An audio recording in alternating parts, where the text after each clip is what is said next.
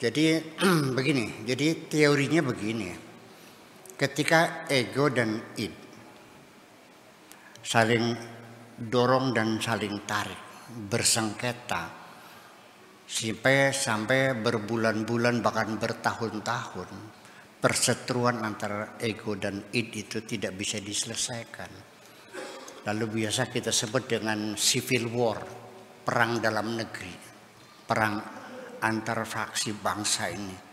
Seperti Lebanon, 11 tahun perang saudara, seperti Yaman berpuluh tahun, seperti Korea dan lain sebagainya, seperti Kamboja, seperti Vietnam dan sebagainya. Itu terjadi perang saudara di masyarakat dunia. Di dalam diri manusia juga terjadi perang saudara dan tidak berkesudahan. Kalau tidak selesai, ujung-ujungnya ya gila, ya telanjang, bulat, lari-lari di jalan, udah bukan manusia lagi, udah habis manusianya. Ya, goyang semuanya itu, hancur-hancuran. Nah makanya untuk menyelesaikannya salah satunya itu caranya gimana? Tolong salah satu faksi yang berseteru itu meminta pertolongan kepada negara adik kuasa untuk melakukan intervensi, mendukung salah satu pihak yang berseteru ini. Dan gitu, kalau tidak ya habis semua, selesai, habis bubar negara itu. Nah, siapakah negara kuat yang bisa intervensi? Ya psikolog, ya psikiater, ya tokoh agama, orang-orang yang berwibawa besar yang bisa mempengaruhinya semacam itu. Karena ini sungguh perlu dibantu mereka semacam itu.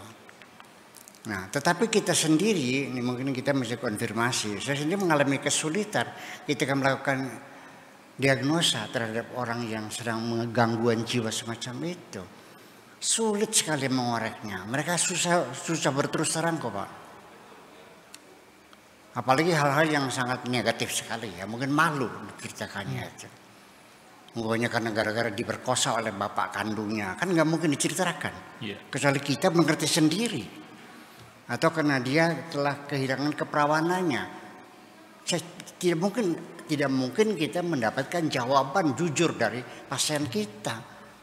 Dari melalui metode free association, kita harus menyimpulkan sendiri. Biarkan mereka berbicara bebas, apa saja kita tarik benang merahnya, kita simpulkan sendiri. Sampai sering terjadi kita jadi juga melakukan diagnosis seseorang itu 3 bulan lamanya. Saya tidak pernah bisa mengambil kesimpulan, Pak. Akhirnya ada fakta-fakta lain di lapangan, indikator-indikator, saya simpulkan. Ternyata betul, alhamdulillah, sudah sembuh. Gitu. Tapi ya kambuh lagi. Kambuh lagi. Ya, karena masalahnya dia melanggar moral, saya bilang jangan kembali ke dunia hitam lagi. Udah jadi orang baik-baik saja. Karena tekanan ekonomi ya di hitam lagi, ya kambuh lagi.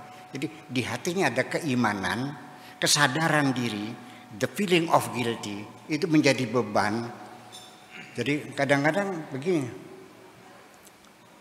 Ada orang yang tiap hari maksiat, tapi dia tidak menderita, tenang-tenang aja.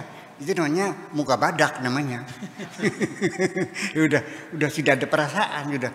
Nah itu yang saya sebutkan, bahkan bukan merasa berdosa, bahkan merasa bangga dengan dosa-dosanya.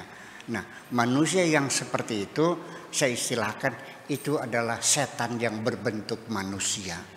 Syayatinul insi, pikirannya selalu berbuat kejahatan, mengajak orang berbuat jahat, setiap hari hanya mabuk-mabuk semuanya, dan dia merasa bangga dengan kejahatan-kejahatannya itu.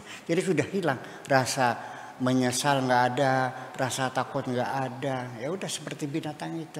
Nah itu dalam Al-Qur'annya ada syayatinul insi wal jinni, setan-setan yang terdiri yang berbentuk manusia dan setan yang berbentuk jin. Kalau setan berbentuk jin, menggodanya hanya sekedar memotivasi, hanya berbisik-bisik, hanya mengajak berimajinasi. Tapi kalau setan berbentuk manusia, secara physically mereka menggodanya lebih efektif. Kalau dia ngajak berjudi, nggak punya duit, udah gue pinjamin dulu. Iya. Nah, kalau sudah gitu, jangan malu, jangan segan. Panggillah Tuhanmu. Mintalah tolong kepada Tuhanmu.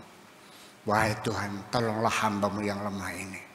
Tanpa pertolongan-Mu, aku tidak bisa berbuat apa-apa. Terima kasih begitu. Ya, luar biasa. Dalam situasi yang sangat mendesak, dalam yang terjerumus, maka jangan pernah berhenti atau malu untuk minta tolong kepada Allah Subhanahu wa Ta'ala.